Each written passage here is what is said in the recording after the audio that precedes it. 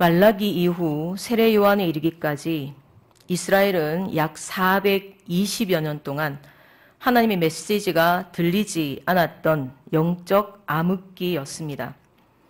외적으로 페르시아 또는 헬라 그리고 로마에 이르기까지 계속해서 피지배의 어려움 속에 있었습니다. 그렇기 때문에 그 세월 동안 그 유대인들의 삶이 이루 말할 수 없었을 고통과 시련의 연속이었다라고 우리는 충분히 추측할 수 있을 것입니다. 하지만 제가 생각하기에 무엇보다도 그 당시 유대인들을 힘들게 했던 것은 외적인 어려움도 있었겠지만 하나님의 침묵이 아니었을까 생각됩니다. 세상이야 원래 자기 소견대로 살던 그런 풍조였겠지만 하나님의 백성이라 자부했던 유대인들에게 하나님의 메시지가 없다? 이것이야말로 그들을 지치게 했을 것이기 때문입니다. 마가복음은 바로 그런 암흑의 한가운데에 도래했던 새로운 시공간을 선포하며 시작되고 있습니다. 하나님의 아들 예수 그리스도의 복음의 시작이라. 이는 그토록 기다렸던 하나님의 전령이었습니다. 하나님의 아들 예수 그리스도가 오셨다라는 말씀입니다. 자신을 신의 아들, 신의 대리자라고 자처했었던 그때까지 무력과 억압으로 백성을 억눌렀던 가짜들이 판을 치던 세상 한복판에 이제야말로 진짜가 오셨다는 소식입니다. 그것도 성육신이라니 상상도 할 수 없었던 기막힌 방법이 아닐 수가 없습니다. 이 땅을 잘 다스리라고 세웠었던 하나님의 대리자들은 오히려 우리를 빼앗았고 지배했고 학대했을 뿐이었습니다. 이제 하나님이 직접 오셨습니다. 우리는 종종 영웅의 탄생이나 엄청난 재난의 때 앞에서 천지개벽이라는 용어를 쓰곤 하죠. 그러나 성육신이야말로 진정한 천지개벽이라 할 수 있을 것입니다. 정말로 새로운 시공간이 펼쳐지게 되었다라는 것입니다. 하나님이 현현하셨기 때문입니다. 이전에도 이후에도 없을 사건입니다. 물론 유대인들에게 하나님이 통치하신다라는 이 하나님 나라의 개념은 생소한 것이 아니었습니다만 성육신으로 시작될 것이라고는 그들도 꿈에도 생각지 못했을 것입니다. 하나님이 직접 우리 삶의 한가운데 오셔서 먹고 마시며 부대끼며 살아간다라는 그런 말입니다. 현재 믿음 생활하고 있는 사실 우리에게도 이것은 그렇게 실감나지 않는 그런 말입니다. 당시의 유대인들은 오죽했겠습니까? 그래서 처음에 그들은 예수님을 선지자 중에 한 사람처럼 생각했습니다. 그러나 예수님의 사역은 이제껏 있었던 그 어떤 선지자들과 사뭇 달랐습니다. 과거에 모세나 엘리야와도 같지 않았습니다. 귀신이 쫓겨나가고 병자들이 고침받고 살아나고 그리고 무엇보다 하나님을 아버지로 사람들과 연결시켜 주셨고 하나님 나라를 가르쳐 주셨습니다. 그 나라의 자유와 평등과 평강, 생명과 기쁨, 영원을 이 땅에 직접 펼쳐 체험하게 하셨고 하나님의 나라는 바로 이렇다라고 보여주셨습니다. 사무엘 선지자 시대 이래 그 명맥이 끊겨버렸던 진정한 하나님 나라의 모습입니다. 세리든 창기든 누구든지 죄의 고백과 더불어 회개하면 구원받을 뿐만 아니라 하나님의 자녀가 된다라는 것은 정말 당시로서는 경악할 일이 아닐 수 없었을 것입니다. 당연히 예수님이 가는 곳마다 술렁거렸고 열광의 도가니로 바뀌어 버렸습니다. 그들 중에는 예수님을 하나님의 아들로 진짜 믿는 사람들도 생겨났지만 안타깝게도 흥분하고 열광했던 그 무리 중에 대부분은 그렇지 못했고 곧 변질되기 시작했습니다.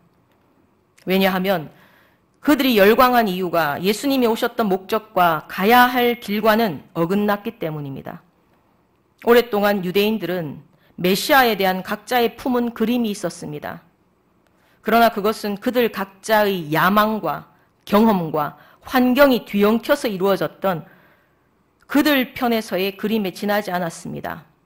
어떤 이에겐 솔로몬 그리고 다윗 시대와 같은 강력한 왕국의 회복이었을 수도 있고, 또 다른 누군가에겐 풍요로운 삶의 보장이었을 것입니다. 또 다른 편에선 이제 더 이상 정쟁이 없고 지배받지 않는 자유롭고 안정이 보장된 삶이었을 수도 있습니다. 이런 각자의 소망과 야망을 예수님의 기적과 이적들을 보면서 이제 드디어 이룰 수 있게 되었다라고 생각했을 것입니다. 바로 거기서 예수님과 엇나가기 시작했습니다.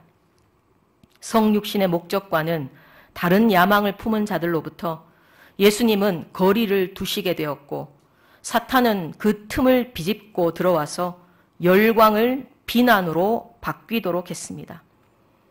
그리고 예수님을 못마땅하게 생각하던 종교 지도자들은 바로 그 틈을 이용해서 예수님은 메시아가 아니다, 신성 모독의 오명까지도 뒤집어 씌워서 십자가에 못 박아 버렸습니다.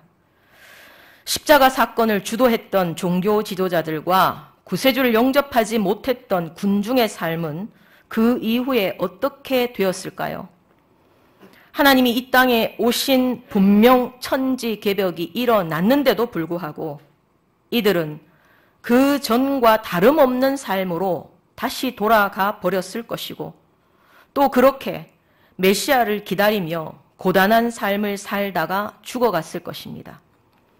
길이요 진리요 생명이신 예수님이 이미 오셨고, 하나님이 자신들의 삶 한가운데 함께 계셨었는데도 애써 아니라고 부정하며 그렇게 죽어간 그들을 생각하면 한편으로는 답답하고 또 한편으로는 가장 불쌍한 자들이 아닐까라는 생각을 합니다.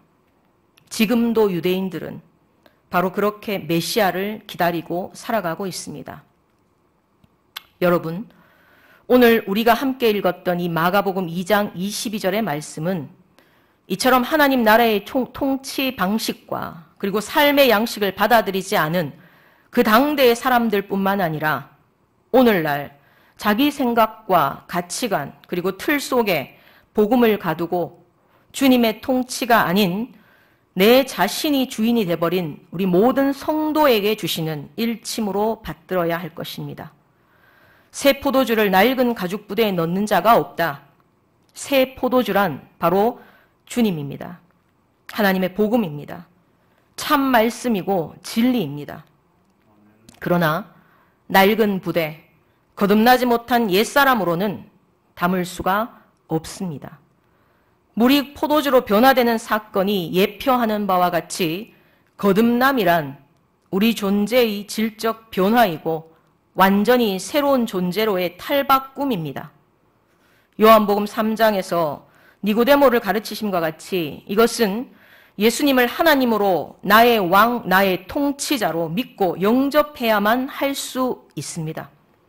믿음은 이해가 아니라 믿는 것밖에 방법이 없습니다. 그 말씀대로 순종하며 살아가는 것밖에는 방법이 없습니다. 2000여 년 전 예수님을 십자가에 못 박은 자들은 아무리 하나님의 거룩한 사람이라고 할지라도 자신들이 지켜왔던 그 법과 전통과 예식을 지키고 삶의 양식을 따라야 한다라고 강요했습니다. 애초에 이것은 말이 되지 않았습니다. 율법을 주셨고 그 전통으로 살게 하셨던 분을 율법 속에 가두고 제단하며 정죄했고 죽였다라는 것입니다. 새 포도주를 낡은 가죽 부대에 넣는 자가 없다라는 이 말씀 속에는 율법으로 통치하는 그 방식의 효용 가치가 사라졌다라는 선포이기도 합니다. 하나님이 오셨고 하나님의 나라가 시작되었으니 구시대적인 양식, 낡은 방식은 벗어버리라는 뜻입니다. 오직 새 포도주는 새 부대에 넣는다. 그러니 새 부대를 준비하라. 주 안에서 새로운 존재가 되라는 말씀입니다. 삶의 양식, 생각과 가치관, 모든 것이 옛것이 아니라 새것으로 변화되어야 한다라는 말씀입니다. 새로 태어나야 한다라는 뜻인데 문제는 우리로서는 전혀 새 사람이 될 수 없다라는 데 있습니다. 돈으로도 살 수 없고 도를 닦는다고 할 수 없으며 선을 행한다고 되는 것도 아닙니다. 니고데모의 말처럼 다시 모태로 들어간다라고 해서 될 수도 없습니다. 주님이 가르쳐 주셨죠. 오직 주님 안에서 성령으로만 된다라고 말입니다. 요한복음은 이렇게 말씀하고 있습니다. 거듭나지 아니하면 하나님의 나라를 볼 수 없다. 물과 성령으로 나지 아니하면 하나님의 나라에 들어갈 수 없다.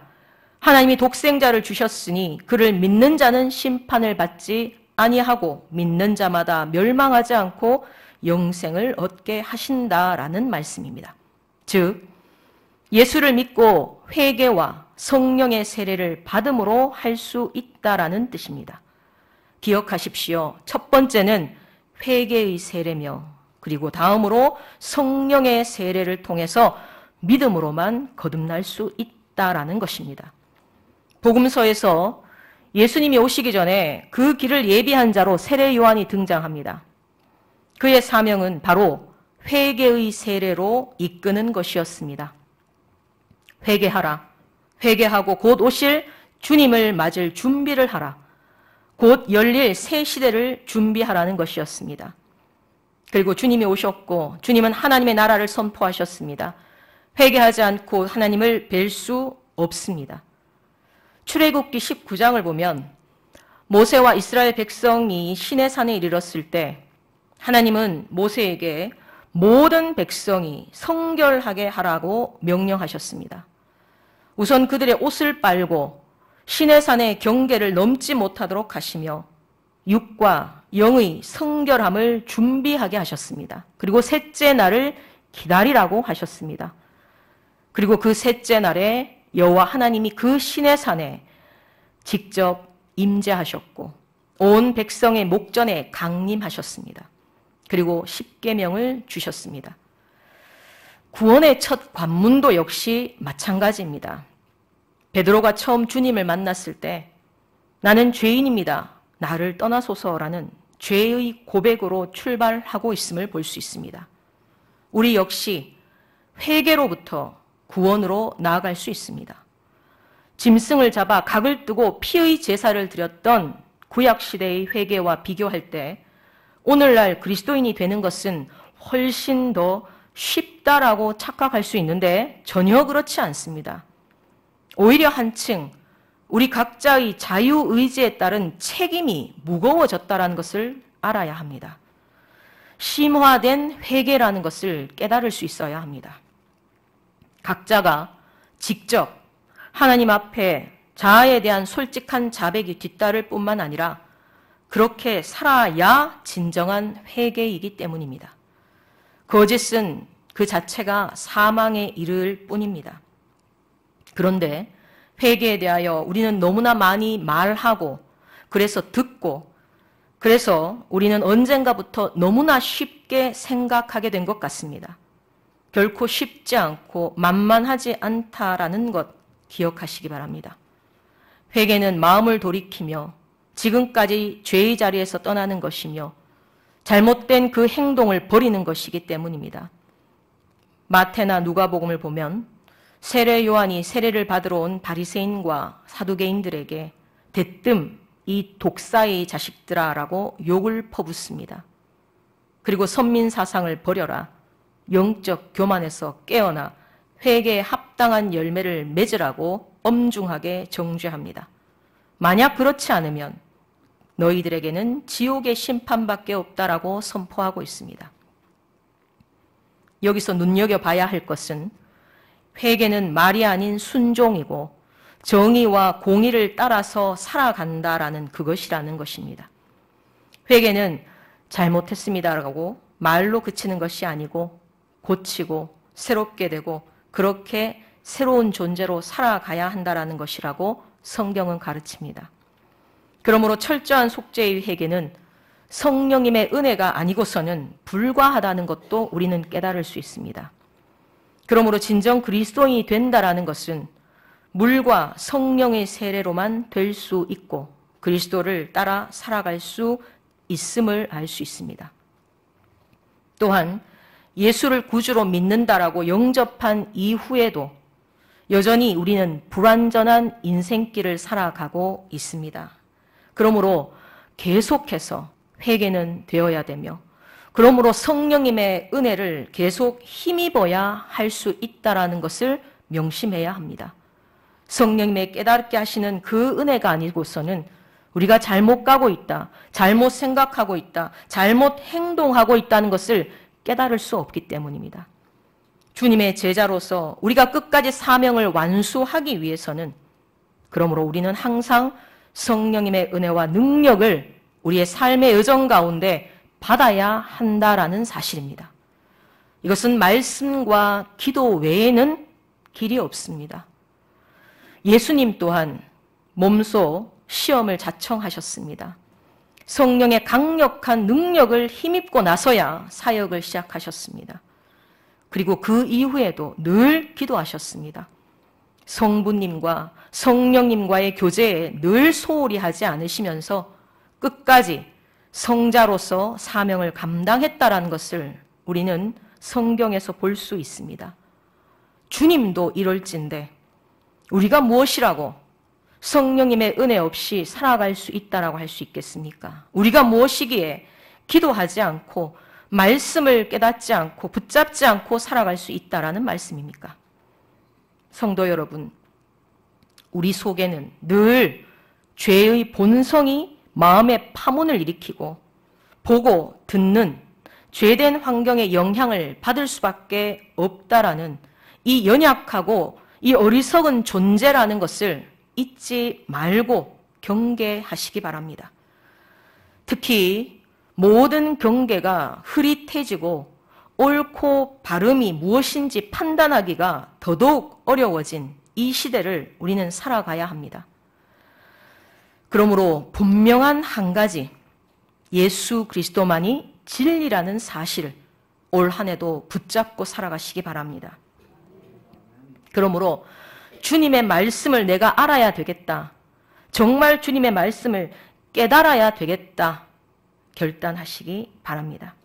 그렇지 않고서는 저 세상의 속된 사상과 가치와 문화와 문명의 바다에 어느샌가 휩쓸릴 수밖에 없습니다. 2000여 년 전 예수님은 당시 각자의 사상과 신념으로 똘똘 뭉쳤던 자들에게 결코 너희는 진리를 담을 수 없다라고 하신 오늘 본문의 말씀을 바로 나 자신에게 하시는 말씀으로 깊이 묵상하며 우리 자신을 새롭게 해야 할 때입니다. 오늘날 도덕과 윤리의 경계뿐만이 아니라 하나님의 창조 질서마저도 깨뜨리는 현상들이 더욱더 심각해지고 있다는 것을 볼 수 있습니다. 성경 자체를 무시하는 무신론, 인본주의를 내세운 차별금지법, 모두가 구원으로 연결될 수 있다라는 종교다원주의 등등이 새로운 시대 정신이라는 탈을 쓰고 기독교 신앙의 근본을 흔들고 있습니다. 이뿐만 아니라 새해가 시작되었지만 경제 위기에 국제 정세의 혼란, 소망이 아니라 절망의 소식들로 늘 가득해 보입니다. 확신하건대 앞으로 이런 무질서와 가짜는 우리의 신앙을 무너뜨리려고 하는 이 무신앙적인 요소들은 더욱더 활개를 치게 될 것입니다. 정신을 차리고 깨어 근신해야 할 때입니다. 그저 살던 대로 믿던 대로 신앙생활을 하다가는 언제 어느 때 그 혼돈의 아귀를 벌리고 기다리는 사탄의 밥이 될지 모르는 때입니다. 심지어 예수님께서도 누가복음 18장 18절에 말세에 대하여 이렇게 걱정을 하시지 않습니까? 인자가 올 때에 세상에서 믿음을 보겠느냐? 우리 스스로의 믿음도 위태하지만 우리 다음 세대에 대해서는 더 처참함을 우리는 느껴야 합니다. 위기의식을 가져야 합니다. 실로 오늘날 목사, 장로를 비롯 직분의 구분이 없이 그 자녀손이 과연 대를 이어서 예수 신앙을 계속 지키며 살아갈 수 있을까? 회의적입니다. 먼저 믿은 우리의 탓입니다. 어른의 탓이고 선배의 잘못이고 부모의 탓입니다. 우리 스스로 새 부대로 거듭나야 할 때입니다. 진정한 말씀의 본은 보이지 못하면서 외식적인 전통과 관습에 얽매여서 그렇지 못한 후배들을 정죄하고 비판하기에 바빴습니다. 젊은 세대와의 소통은 막혀가고 그들은 교회를 점점 외면하고 있습니다. 성도로서 또 교회로서 새롭게 거듭나는 갱신을 우리는 심각하게 고민해야 하며 교회와 다음 세대의 영적 미래는 그렇지 않으면 어두워질 것이고 복음 전파는 입지를 잃게 될 것입니다. 거듭남, 탈바꿈, 갱신을 어때야 되는가 좋은 예를 한 가지 소개하려고 합니다. 여러분 검은 독수리의 이야기를 들어보셨는지 모르겠습니다. 아마 아시는 분들도 이미 계시리라고 생각되는데요. 이 검은 독수리는 가장 장수하는 독수리로 알려져 있습니다. 약 80여 년을 살아간다는데 그 생태가 매우 독특합니다. 생후 40년쯤 되었을 때 이 검은 독수리는 중대한 결단을 해야 합니다. 그쯤 되면 부리가 가슴에 닿을 정도로 구부러져서 먹이를 쪼기가 힘들어지고 깃털은 두텁고 무거워져서 날기도 힘들고 발톱도 무뎌져서 먹이를 움켜잡기 힘들다고 합니다. 그렇다면 하늘의 제왕이라는 독수리의 모습이 아니라는 사실입니다. 독수리가 아니라 이제는 생존의 위기에 봉착했다라는 그런 때가 바로 그 중장년 40여 년 정도 되었을 때입니다. 그때 검은 독수리는 선택을 하게 되는데 하나는 그대로 살다가 죽을 것이냐 아니면 갱생의 과정을 통해서 새롭게 탈바꿈할 것이냐. 선택의 결단 후에 검은 독수리는 높은 산 정상으로 올라가서 바위 틈에 새로운 둥지를 틀고 홀로 머문다고 합니다. 스스로 자기의 부리로 바위를 쪼는데 부리가 깨어지도록 해서 그 원래의 부리가 결국은 빠져버린다고 합니다. 그 후에 서서히 새 부리가 자라나고 그러고 나면 이번에는 그 새로운 부리로 발톱을 하나씩 뽑아내어서 다 갈아낸다고 합니다. 그 후에는 또 깃털을 하나씩 뽑아내고 새로운 뽀송뽀송한 새로운 깃털로 완전히 탈바꿈한다라고 합니다.